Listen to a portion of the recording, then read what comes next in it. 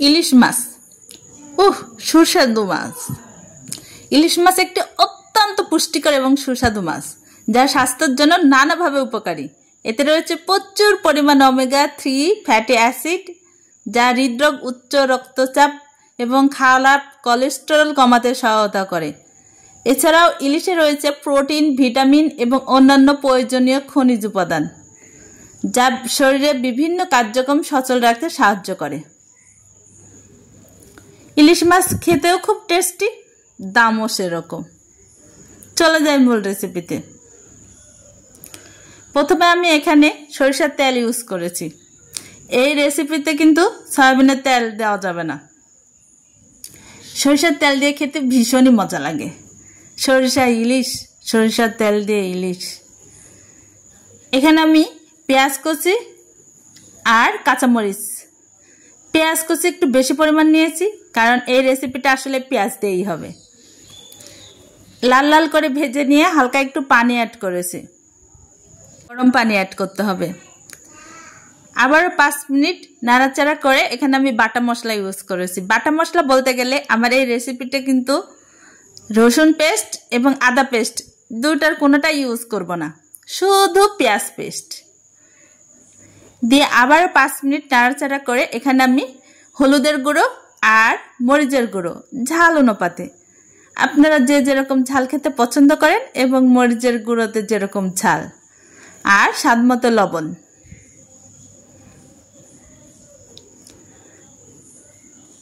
এবার আমি দিয়ে দিচ্ছি জিরা গুঁড়ো, যেটা ইলিশ মাছের ঝোলে কিন্তু লাগবে। আর আমার এই রেসিপিটা হবে পাতলা ঝোল। ইলিশ ভুনা, ইলিশ ভাজা, ইলিশ চচ্চড়ি, ইলিশ দো পেঁয়াজি অনেক রকম হয়। ইলিশের কিন্তু অনেক রকম রেসিপি তৈরি করা যায়। তার মধ্যে এটা খেতেও কিন্তু আমার খুবই ভালো লাগে। একদমই পাতলা ঝোল, গরম ভাতের সঙ্গে দুপুরবেলা ইলিশের ঝোল। তবে এটা আমার ডিমালাই ইলিশ ছিল, এখানে আমি ডিমও কিছুটা দিয়ে দিয়েছি। ইলিশগুলো কেটে ভালো করে ওয়াশ করে রেখে দিয়েছিলাম। আমি এক পিস করে সবটাই দিয়ে দিয়েছি। এখন মশলার মধ্যে দিয়ে ভালো করে কষিয়ে নিচ্ছি। ইলিশের পাতলা ঝোল কিন্তু ভালো করে কষাতে হবে, খুব ভাজা ভাজা করে কষিয়ে নিতে হবে।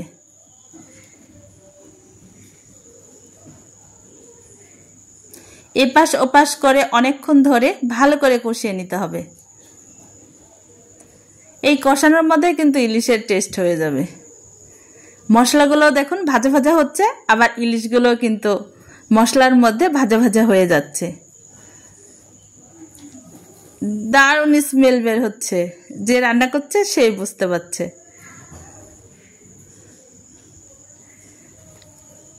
খেয়াল রাখতে হবে কোনোভাবেই যেন পুড়ে না যায়। সবসময় নাড়াচাড়া করতে হবে আর কষাতে হবে, ভাজা ভাজা করতে হবে। এখন আমি পানি দিয়ে দিচ্ছি। এটা কিন্তু হালকা গরম পানি, একদমই ঠান্ডা না, আবার কিন্তু খুবই গরম না, কুসুম কুসুম গরম পানি যাকে বলে। পানি দেওয়া কমপ্লিট।